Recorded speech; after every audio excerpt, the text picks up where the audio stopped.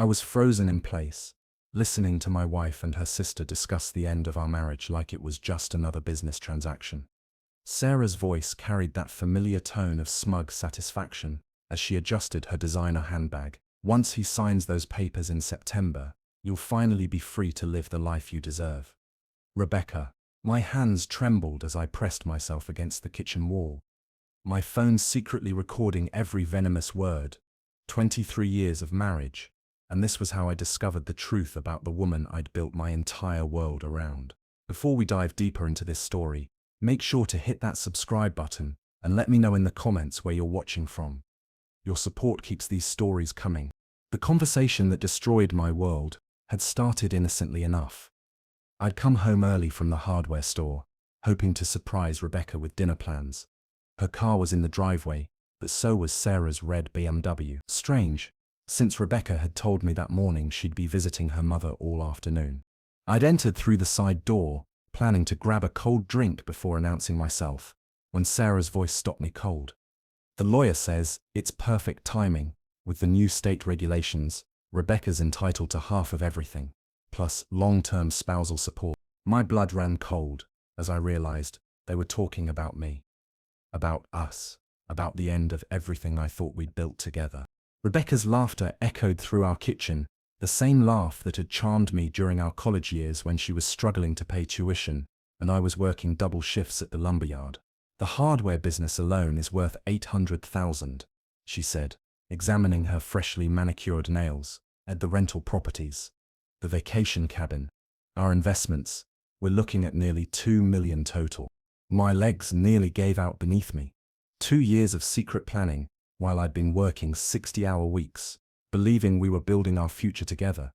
They'd been systematically documenting my assets, copying bank statements, researching property values, all while I trusted them completely. Sarah gestured toward a manila folder on our kitchen table, the same table where Rebecca and I had shared breakfast that very morning. He's made this so easy, she continued. David has no idea we've been photographing his financial records for months. The man actually keeps everything in that little office safe, and Rebecca has the combination. 23 years of marriage, and my wife had been conducting surveillance operations in my own home. Every time I'd opened that safe to file important documents, every time I'd balanced our books or reviewed investments, she'd been memorizing numbers, preparing for this moment. The betrayal cut deeper than I could have imagined. Rebecca's voice carried a note of practiced victimhood as she continued. 3 years of pretending to care about his boring business stories, nodding sympathetically when he worried about cash flow. The man actually thinks I'm interested in hardware retail margins. A car door slammed outside, and both women froze. Rebecca rushed to the window, peering through the blinds with obvious panic. "Is that David's truck?" Sarah asked, her voice sharp with worry. "Just the neighbor," Rebecca replied, but her relief was palpable. "We need to be more careful. If David discovered this before we're ready, everything could fall apart." "He won't," Sarah assured her. "Your husband couldn't spot deception if it came with a neon sign. By October, you'll be divorced, financially secure, and free to do whatever you want with whoever you want." The casual cruelty in their voices made my chest tight with rage. I forced myself to remain hidden, my phone capturing every calculated word. When they finally moved their conversation to the living room 15 minutes later, I slipped out through the same side door. My entire world shifted on its axis. I sat in my truck in our driveway for nearly an hour, staring at the house I'd bought for Rebecca during our second year of marriage. The white picket fence she'd insisted on, the rose garden she'd wanted me to plant, the addition I'd built with my own hands when she decided she needed a craft room. Every improvement, every sacrifice, every long day at the store had been about providing the life she claimed to want. Now I understood it had all been performance, designed to keep me working, earning, building wealth she could eventually claim as her own. The front door opened just as I reached for my keys. Rebecca emerged first, followed by Sarah, both of them carrying themselves with the confident stride of women who believed they held all the cards. Neither expected to find me sitting in my Ford, and the shock registered on Rebecca's face like a physical blow. "David," her voice climbed an octave. "What are you doing home so early?" I forced my expression into something resembling normalcy. though my pulse thundered in my ears. 23 years of marriage had taught me to read her moods, but apparently she'd been acting the entire time. Slow day at the store, I lied smoothly. Climbing out of the truck, thought I'd surprise you with an early dinner. Sarah stepped protectively closer to Rebecca, her lawyer instincts engaged. Those sharp eyes studied my face with uncomfortable intensity, searching for cracks in my story. "I was just helping Sarah with some paperwork," Rebecca said quickly. The lie rolled off her tongue with practiced ease, making me wonder how many lies I'd swallowed over the years without question. Sarah's response was equally smooth. Estate planning documents. Very complex financial situation. The irony would have been amusing if it weren't destroying my life. Rebecca's eyes darted between Sarah and me, calculating. "How long have you been sitting here, David?" she asked, trying to sound casual. "Just pulled up," I replied. "Why do you ask?" Her smile looked painted on, brittle around the edges. "No reason. You just seem tense. Everything okay at the store?" The woman who'd been plotting my financial ruin was asking about my well-being. I almost laughed. "Long day. You know how it is," I said, gesturing towards Sarah. "Don't let me interrupt your paperwork session." "We were just finishing up anyway," Sarah replied, her hand settling possessively on Rebecca's shoulder. The gesture seemed automatic, intimate, making me wonder about the true nature of their relationship. "Perfect timing then," I said, pulling out my phone to check the time, making sure they could see the device. Neither reacted overtly, but I caught Sarah's eyes lingering on the screen. "I should head home," Sarah announced. "Rebecca, I'll call you later about those final details we discussed." "Take your time," I said, opening my truck door. "I need to run back to the store anyway. Forgot to lock up the register." Rebecca's laugh sounded forced. "Always so responsible, David. It's one of the things I've always admired about you." The word admired felt like acid in the air between us. As I backed out of the driveway, I watched them in my rearview mirror. They stood frozen until my truck disappeared around the corner, then immediately moved closer together, heads bent in urgent conversation. The 15-minute drive back to Miller's Hardware felt like traveling through a different universe. Everything looked the same, but nothing felt familiar. The store I'd built from nothing, the customers who'd become friends, the life I'd constructed around the belief that Rebecca and I were partners in something meaningful. I pulled into the empty parking lot and sat with the engine running, replaying fragments of their conversation. "The lawyer says it's perfect timing. We're looking at nearly $2 million total. The man actually thinks I'm interested in hardware retail margins." But as the initial shock began wearing off, something colder and more focused took its place. They thought they were playing chess with someone who didn't understand the game. Rebecca had spent months positioning her pieces while assuming I'd never noticed the board. She was about to discover that building a successful business from scratch required the same strategic thinking they believed I lacked. The same analytical mind that had navigated 23 years of retail challenges, supplier negotiations, and customer relationships was now focused on a different kind of problem. My phone buzzed with the first text message of what would become a campaign of carefully crafted lies. "Rebecca, 6:15, running late at Mom's house. Don't wait dinner for me." Of course she wasn't at her mother's house.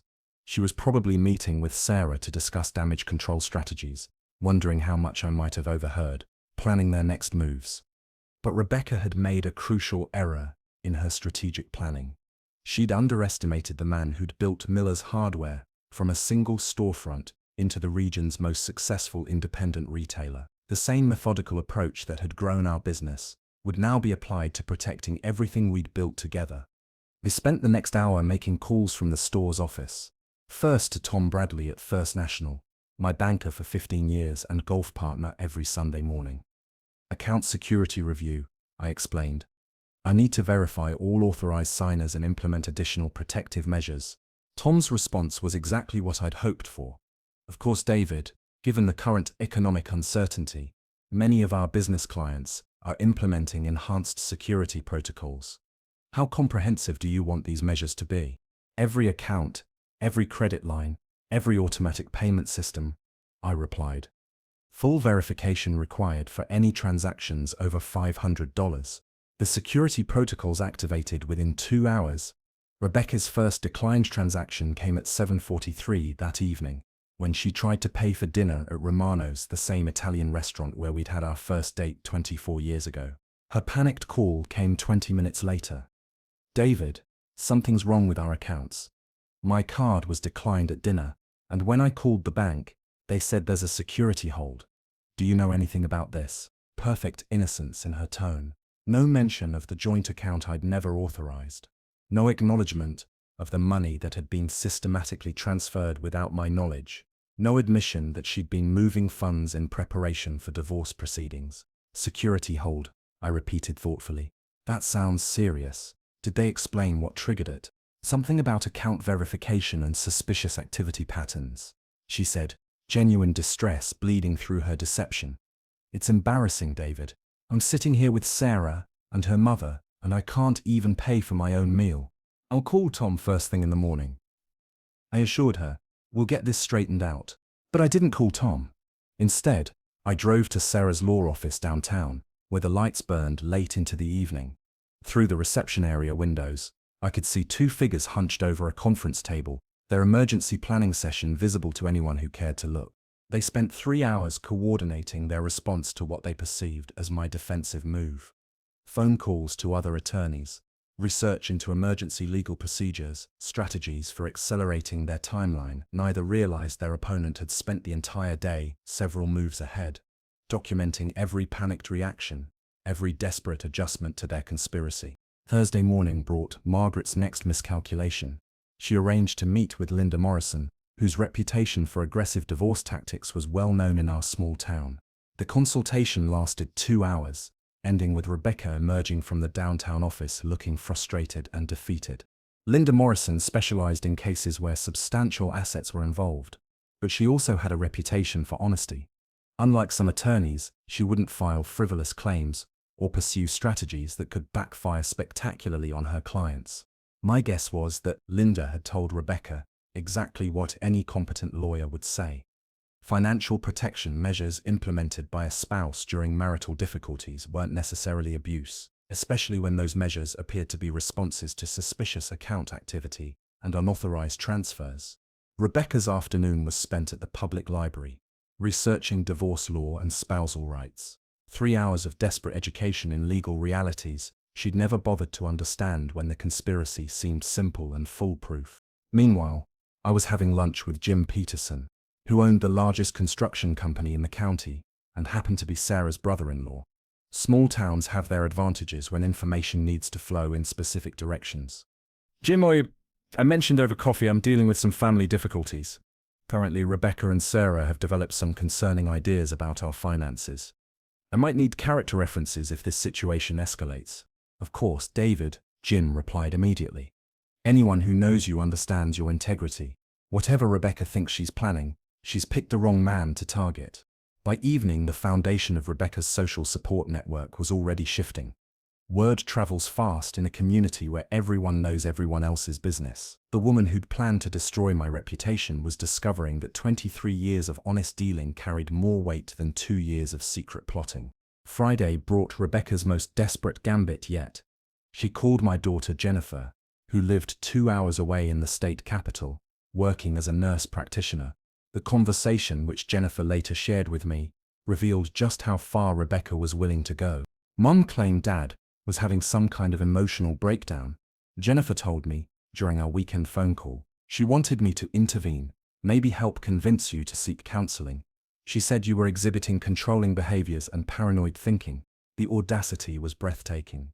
Rebecca was trying to weaponize our daughter's professional training, hoping Jennifer's medical background would lend credibility to claims of mental instability. "What did you tell her?" I asked.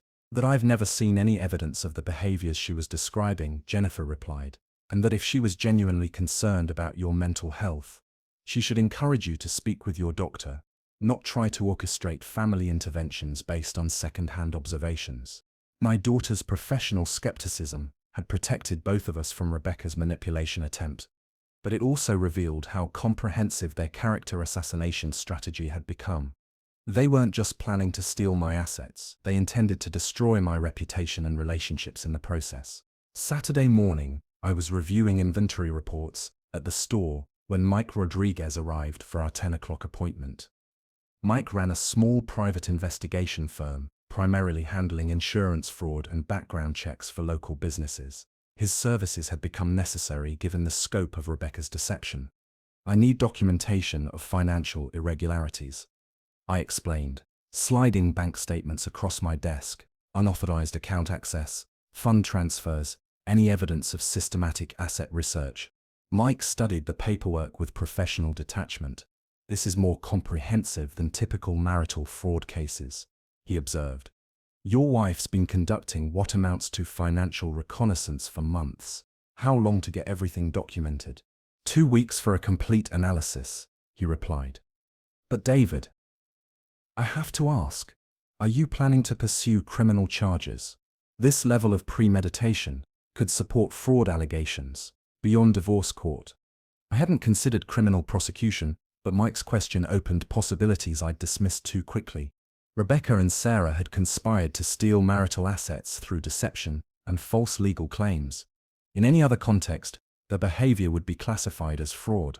Let's see what the documentation reveals, I told him. Then we'll decide how far this needs to go. The weekend passed with unusual quiet. Rebecca made several attempts at normal conversation, testing my mood and reactions.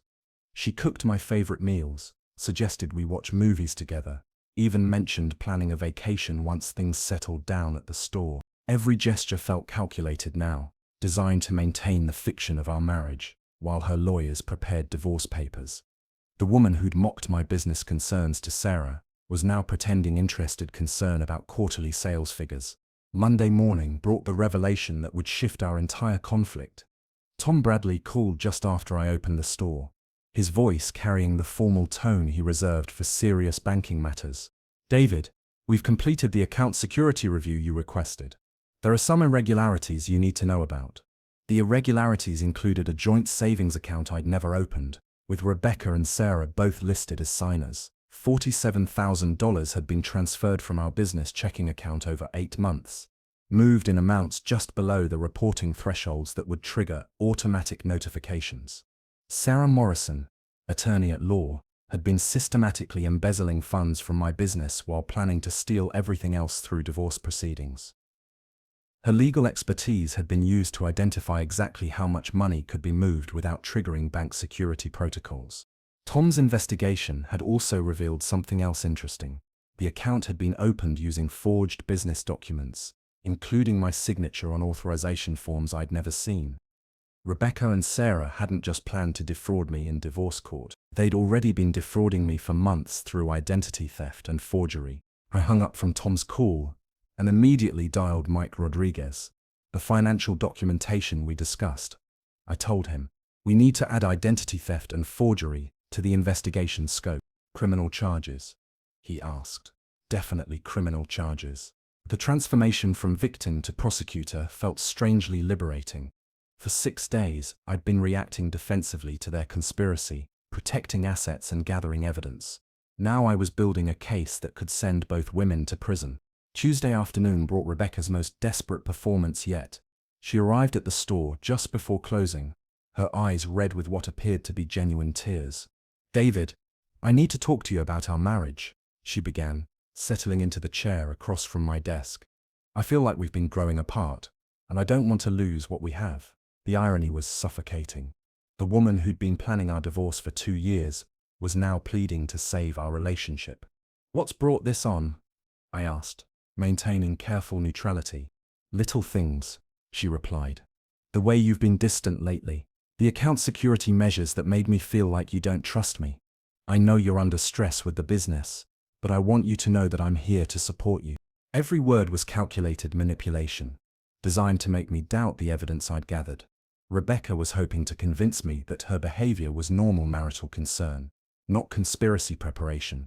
I appreciate that, I told her. These have been difficult weeks. Maybe we should consider counseling. Her face lit up with relief. I'd love that, David. I think talking to someone objective could really help us work through these communication issues. She was reframing conspiracy and fraud as marriage problems that could be solved through therapy. The audacity would have been impressive if it weren't so desperate.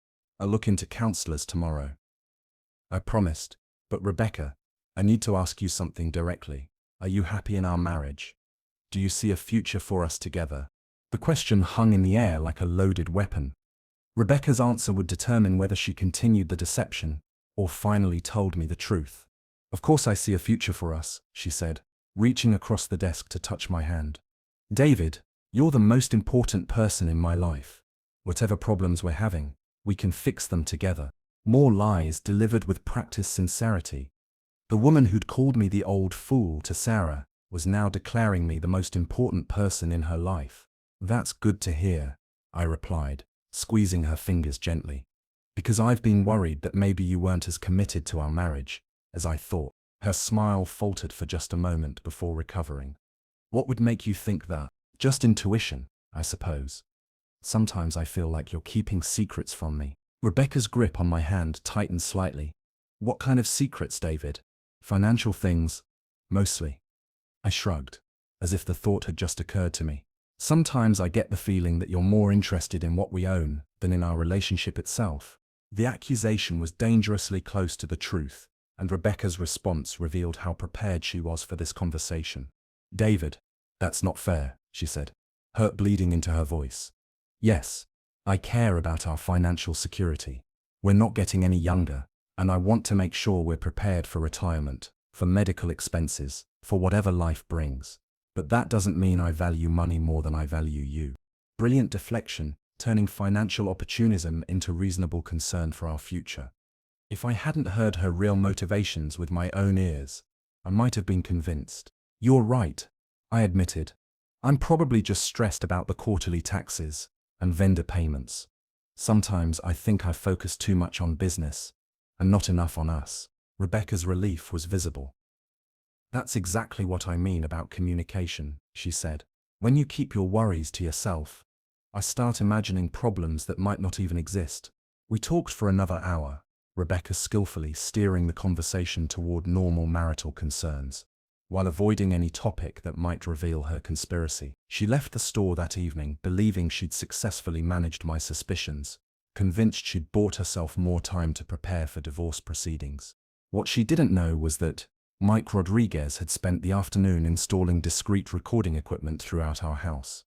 Every conversation, every phone call, every meeting with Sarah would now be documented with legal quality evidence. Wednesday morning brought news that accelerated everything. Sarah Morrison's law practice was under investigation by the State Bar Association for client fund mismanagement. 3 former clients had filed complaints alleging that Sarah had failed to properly handle settlement funds, keeping money in her personal accounts rather than established trust funds. The investigation had been prompted by my tip to the Bar Association's ethics hotline, supported by the evidence Mike Rodriguez had gathered about our unauthorized joint account. Sarah's expertise in financial fraud had finally attracted attention from the very legal system she'd been manipulating.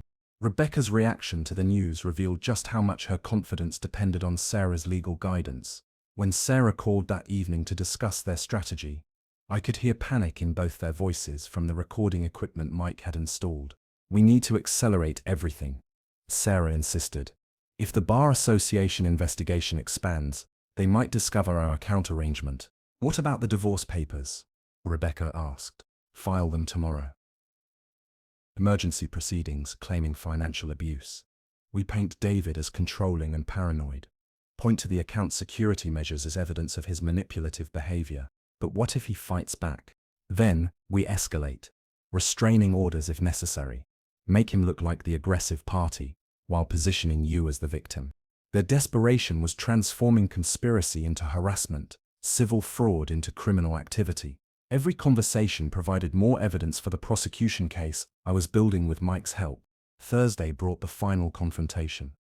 Rebecca served me with divorce papers at the hardware store, accompanied by Sheriff's Deputy Martinez and a process server from Sarah's office. The timing was calculated for maximum public embarrassment, designed to make me look like a man who'd driven his wife to seek legal protection. David Cole, the process server, announced loudly enough for my morning customers to hear, "You're being served with divorce petition and emergency motions for spousal support and restraining orders." I accepted the papers calmly, maintaining the dignified composure I'd practiced for this moment. Thank you, I told him.